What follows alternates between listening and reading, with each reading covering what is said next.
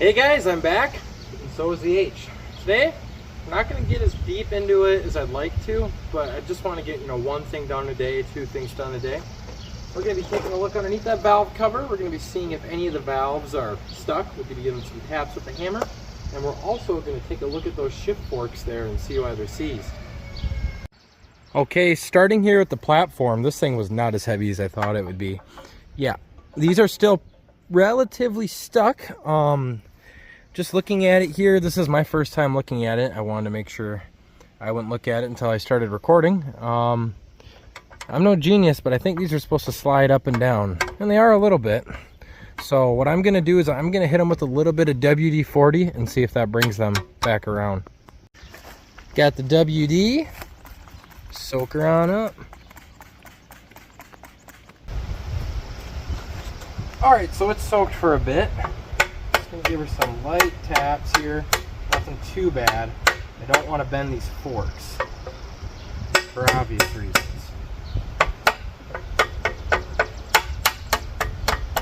More so just tap at the base. And if we got to take it apart, it looks super easy.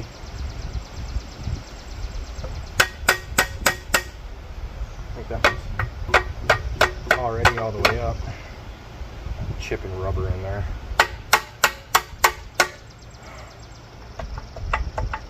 And they all seem loose.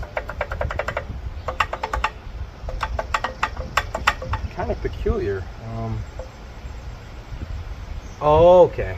The detent ball. I didn't realize that. Maybe the detent ball itself is seized there, or there's some debris behind it not allowing it to do its thing. Yeah, each one of these has a detent ball. That one is depressed right here. I see. Said detent balls in question. Pretty rusty. Could be seized up a little bit. I'm gonna get a little bit of WD-40 on those and hopefully bring it back on around. Get a little bit in there. There's probably one in between here. Get a little bit on that guy too. Now I'm just gonna hit this guy lightly with a hammer. Alrighty, got my hammer here.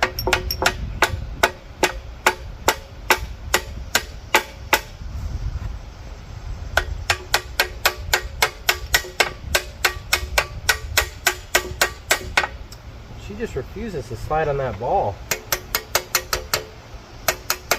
The ball seems to be free and it's moving.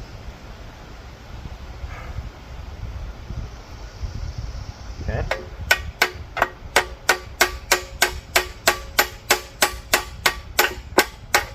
There we go. Just had to give it a little bit of a oomph. Yep.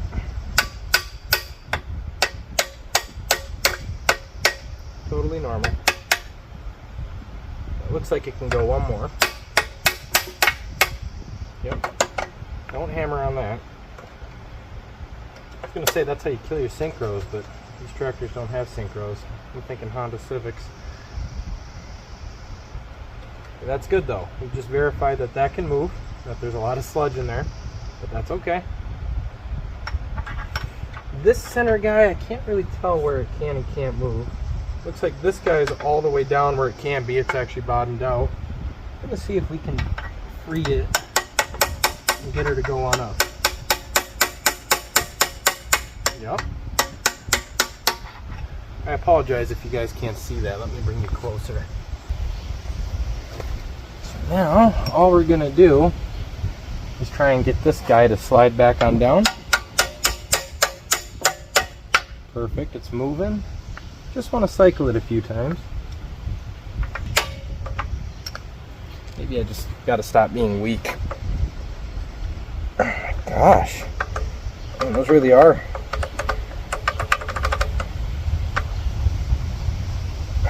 There's a lot of pressure under them.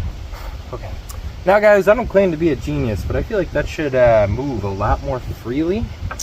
So I think I'm gonna just pop these off and just clean these up and whatnot. It could just be a lot of corrosion on them, but let's see if we could slide this middle guy any.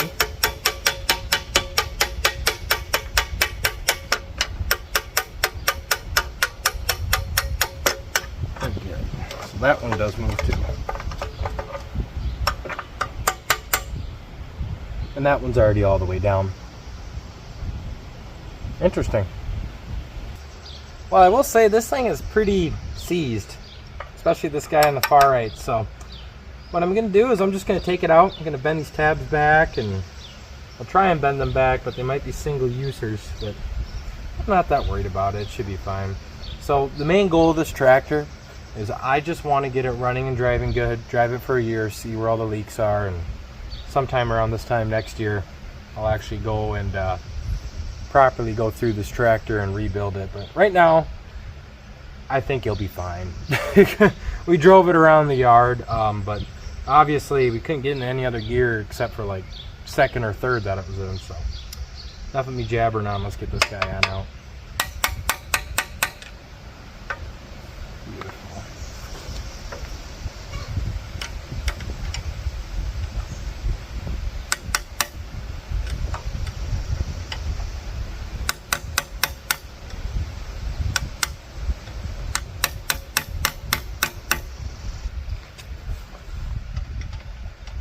Gosh, I really like their 9/16s.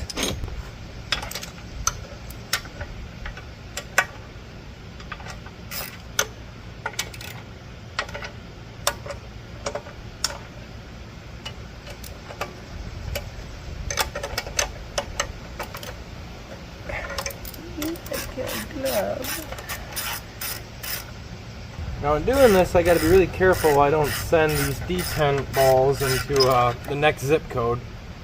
Yeah, and they're already trying to commit such a feat. All right.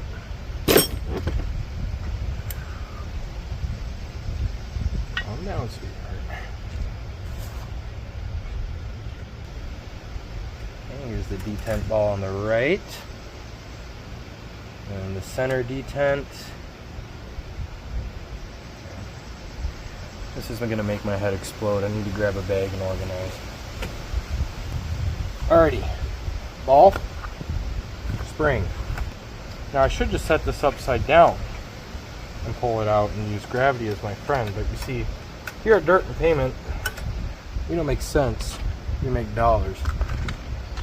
And I'm broke.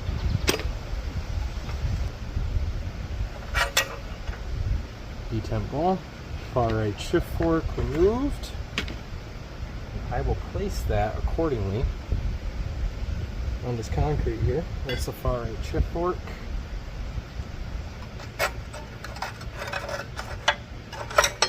Alright, center guys out. And lastly, our last fork right here. Set that to the far left. That's gross. This spring comes out. However, this spring is stuck and broken. I didn't just do that, it was already broken. Well, it's pretty much broken. Yeah, I broke it. That's okay. But, that's okay. It's still stuck in there. Interesting. That's okay. That's okay. I wasn't going to put this on today anyways. It's fine. Might as well just put the broken spring in here. The brake case out of your chest, loose and stock.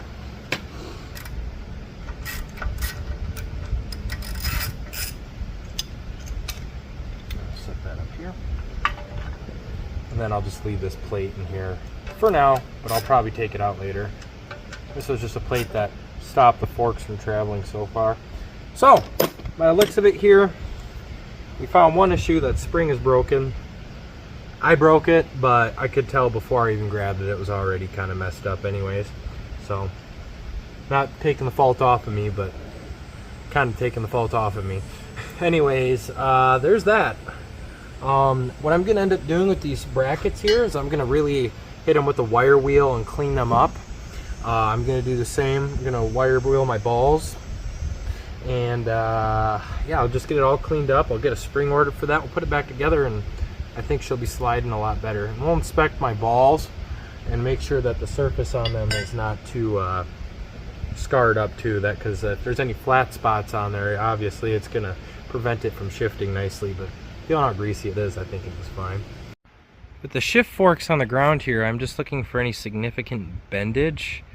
And this guy, the small guy, doesn't look too bad. Medium guy, all right, but this last one, you can definitely tell it has a little bit of a kitty wampus action. I'm sure that's totally fine, especially on these non-synchronous units, but just something, you know, if I was putting my Honda transmission together, I'd know it, but this thing was made like 50 years before my Honda was, so enough of worrying about that. Now that I got the shift forks getting cleaned up and whatnot, I'm going to take off this valve cover and we're going to see if we can figure out what's making us misfire. Here we are at the valve cover, 9/16. Love it. Are these studs? They are. Alright, I might have to remove this brace. Otherwise I might not be able to get up with that again. Yeah. Okay, let's remove this brace quick. So this guy on up. So what is the purpose of this? Oh, it's like an upper brace for the radiator support, I think. I feel like I should remember how many threads I do here then. Or my sheet metal will be out of whack.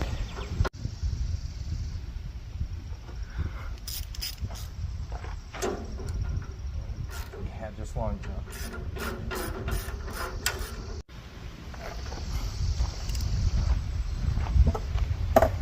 As I sit here taking this apart, let me know what got you guys into Farmalls. I really don't have a good excuse. I mean, I grew up in the country as a kid, but really wasn't a farm. It was more like I grew up in the woods, but I just always knew I'd live in the country when I got older. And well, I just know that historically, my family way before my time was a red family, and it just kind of was like, when I moved out here, I'm like, oh, I'm going to get a tractor. It should be an International, because Grandpa had an F-20. And, well, here I am. And you see, I didn't get into tractors strictly because, you know, I just always had an interest in farming. In fact, tricky tractors got me into farming, but I just like old stuff. Sorry you're rocking there. You're resting on a cardboard box. I just like old stuff and old cars, and tractors are no different. I was like, oh, it's just another thing with wheels. I'll be into it. And fast forward, here I am taking apart a Farmall H in my driveway. So what got you guys into Farmalls or just old tractors in general? I'd like to know. I like engaging with my audience. It's pretty awesome talking to all you guys, and you guys are wealths of knowledge, and I'd be lying if I didn't say that you guys commenting really helps with the YouTube algorithm. So I'm not trying to bait you guys into it, but I'm trying to keep it $1.20 here. But I really do enjoy actually communicating with y'all because, well, I learn a thing or two. I also learn how much of an idiot I am. Man, these are stuck.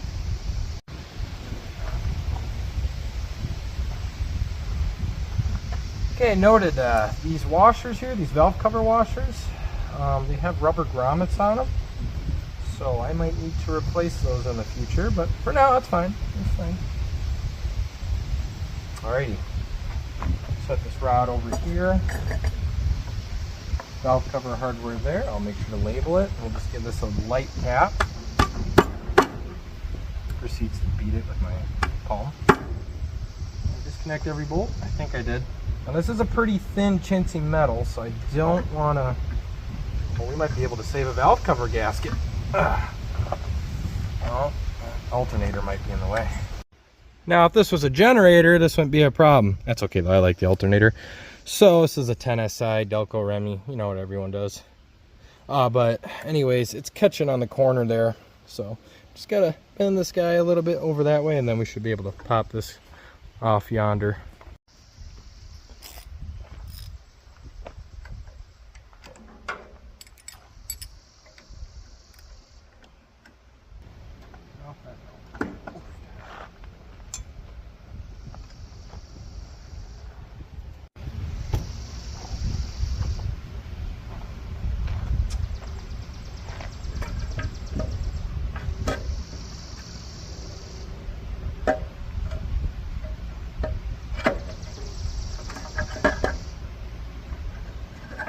There we go. There we go. Underneath the valve cover here, first glance, got a little bit of rust. This valve cover gasket's relatively new. It's definitely been off. Obviously, it's not original. Yeah, I see our problems. Now we just have to hope real hard that these aren't bent.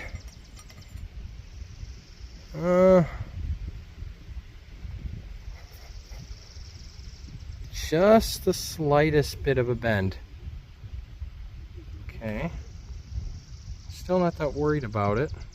However, I want to point something out here.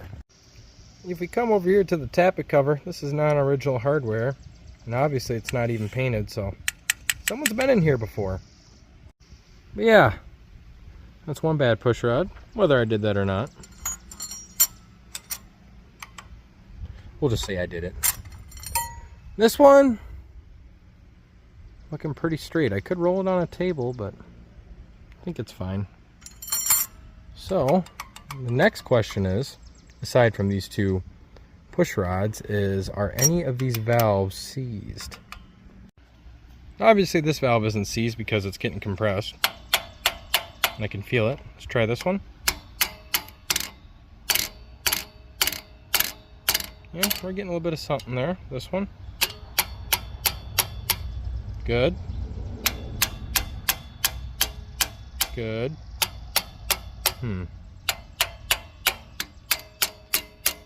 Very interesting though. See how that valve retainer just spins so freely? I suppose that's normal, but it's kind of weird. Next cylinder.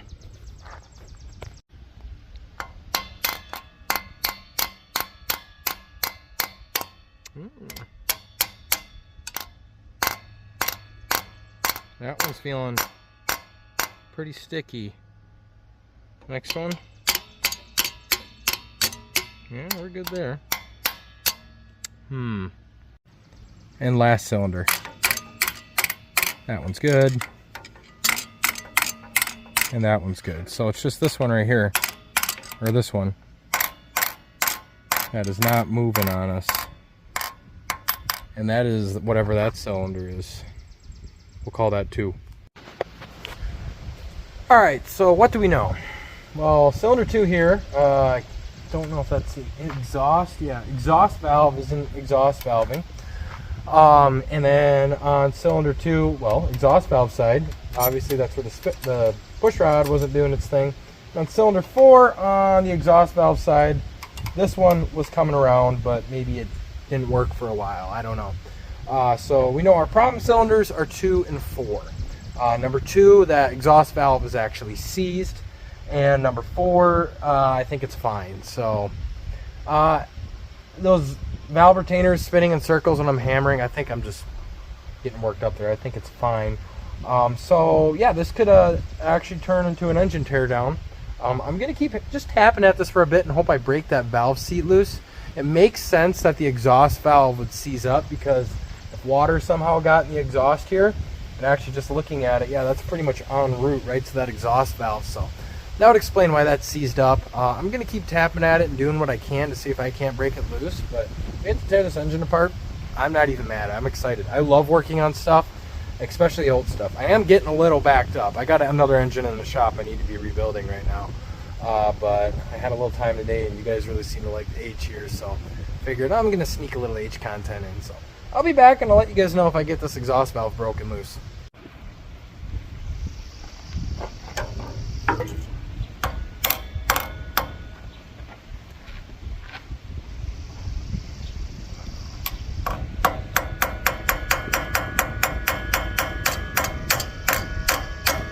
What? She's moving. But will she rebound? That's the real question.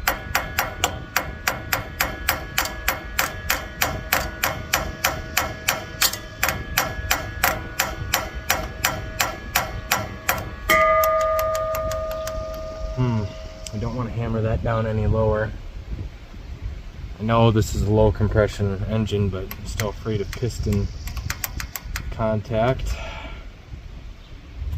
I guess we'll just let that sit for a bit and hope that it'll just naturally come up through the spring compression. I'll just give it a couple more taps.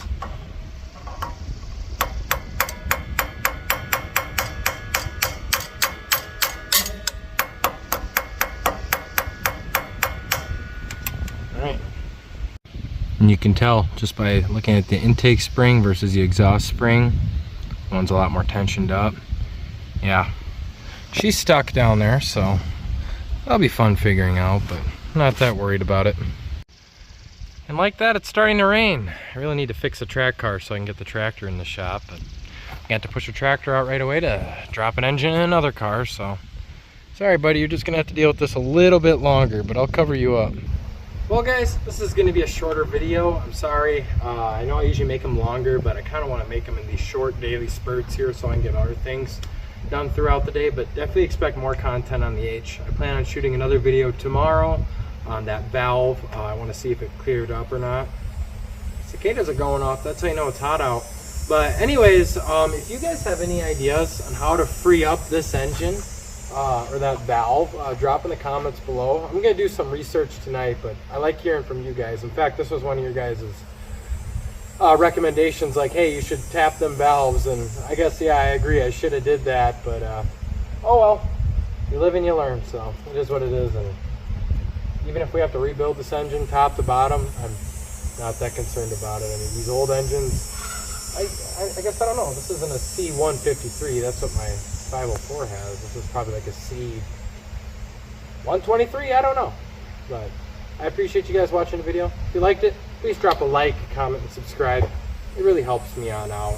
This channel has just blown up in the past couple days compared to its former self, and that's just thanks to you guys. So thank you for watching the video, guys, and you have a good one.